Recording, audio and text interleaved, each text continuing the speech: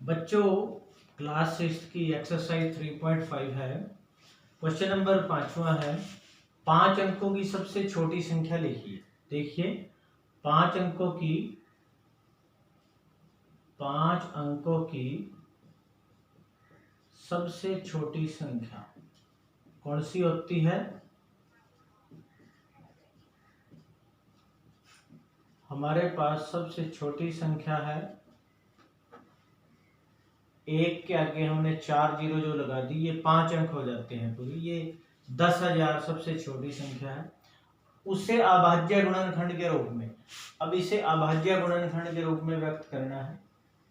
तो अभाज्य गुणनखंड इस तरह से देखिए, हमने क्या करना है, इसको 10,000 को इस तरह से लिख के, अब अभाज्य संख्याओं से ही भाग देना होता है।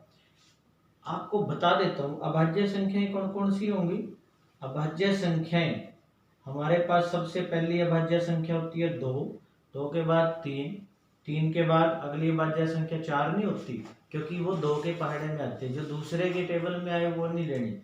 फिर 5 होती है, फिर 7, फिर 9 नहीं लेनी क्योंकि वो 3 के में आती है।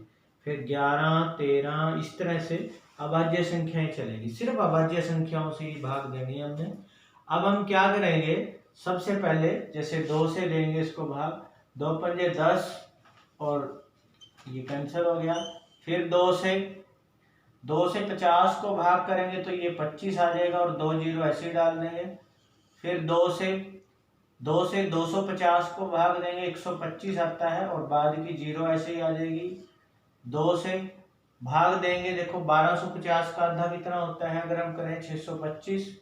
फिर 2 से जाएगा क्या? नहीं।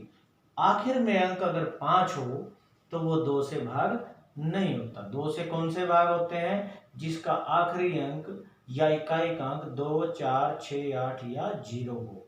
तो अब हम इसको चेक करेंगे कि यह 3 से होता है। 3 के लिए हम अंकों का योग करते हैं। तो हम देखो 6 और 2 8, 8 और 5 13, 13 इसका जोड़ आया है और 13 जो है 3 से भाग नहीं होता। तो 3 के लिए हमने योग चेक करना है, तो ये 3 से भी भाग नहीं होगा। अब 5 पे जाएगा ये।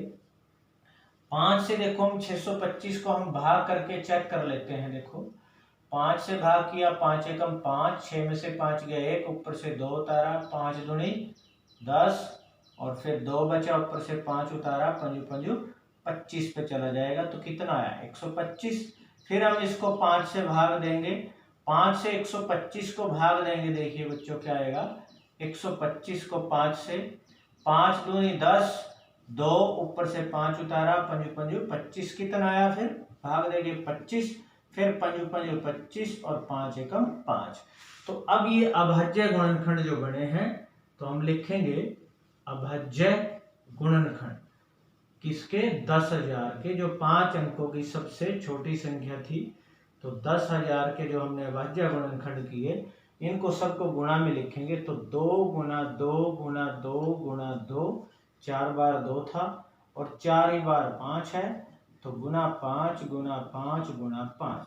तो ये हमारे इसके अभाज्य गुणनखंड आ जाएंगे। तो ये हमारा क्वेश्चन नंबर 5 हो गया। उसके बाद अगला क्वेश्चन नंबर 6 है।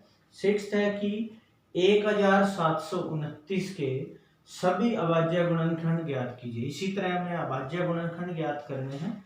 तो आइए हम चेक करते हैं अभाज्य गुणनखंड 1729 के।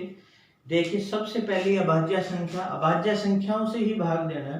पहली अभाज्य संख्या 2 होती है। 2 के लिए आखिरी अंक 0, 2, 4, 6, 8 होना चाहिए, तो ये 2 से नहीं होगा।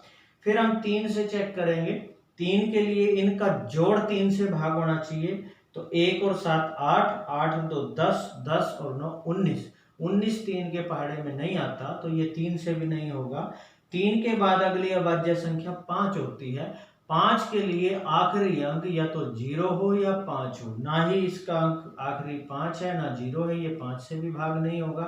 5 के बाद अगली अभाज्य संख्या 7, तो हम इसको 7 से भाग करके चेक करते हैं। तो जैसे मैं रफ पे भाग करता हूं, 1729 को 7 से, देखिए 7 दूनी 14, 7 में से 4 गए 3, ऊपर से 2 उतारा, 7 चौके 28, 32 में से 28 गए 4, ऊपर से 9 उतारा और 7 सत्ती होता है 49। तो देखिए ये 7 से भाग हो गया कितना आ गया 247 आ गया है। तो ये 7 से भाग हो जाएगा और 247 आ गया है। उसके बाद हम इसको फिर 7 से अगर चेक करें, देखो 247 को हम 7 से चेक करते हैं। 7 21, 3 7 और 7 पंजे 35 होता है। तो ये 2 बच गए, ये 7 से भाग नहीं हुआ।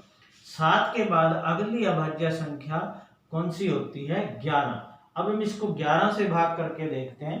247 को 11 से, 11 दूनी 22, 4 में से 2 गए 2, ऊपर से 7 उतारा तो 11 दूनी 22, तो ये भी 5 बच गया। तो ये 11 से भी नहीं हुआ।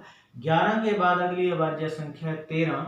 हम इसको 13 से चेक करते हैं। देखिए 247 को 13 से, 13 एकम 13, 4 में से 3 गए 1, 2 में से 1 और 7, 13 निन्मे होते हैं 117। तो ये 13 से हो चुका है। तो 13 से भाग करके कितना आएगा? 19 आएगा। और फिर 19 जो है 19 के ही पाड़े में जाएगा, 19 एकम 19। तो अब इसके हमारे जो अभाज्य गुणनखंड हुए वो क्या हुए? तो 1729 के अभाज्य गुणनखंड लिखेंगे हम 7 गुणा 13 और गुणा में 19। ये तो हमारे अभाज्य गुणनखंड है। इसमें देखो क्या लिखा हुआ है आगे कि और उन्हें आरोही क्रम में व्यवस्थित कीजिए। आरोही क्रम होता है बढ़ता क्रम, पहले सबसे छोटा फिर उससे बड़ा फिर उससे बड़ा, हमने ऐसे ही लिखा हुआ है। आगे लिखा है अब 2 क्रमागत, क्रमागत मतलब जो साथ के क्रम में अभाज्य गुणनखंड है उनमें क्या कोई संबंध है? देखिए अगर हम चेक करें, जैसे ये 2 इन दोनों में और लास्ट के दोनों में क्या कोई आपको संबंध दिखता है? ध्यान से देखो 13 में से 7 गए 6 आता है और 19 में से भी 13 घटाने पर 6 आता है, यानी इन दोनों का अंतर भी 6 है, इन दोनों का भी अंतर 6 है। तो इन्होंने लिखा तो उनका संबंध है। तो लिखिए, तो हम लिखेंगे कि इनका अंतर कितना है? 6 है। और कैसे आया 6? देखो 13 में से 7 जाएगा तब भी 6 आता है और 19 में से 3 गए तब भी 13 गए तब भी 6 आता है। तो इनका अंतर 6 है। इस तरह से हमने ये क्वेश्चन को समझ के कर लेना है।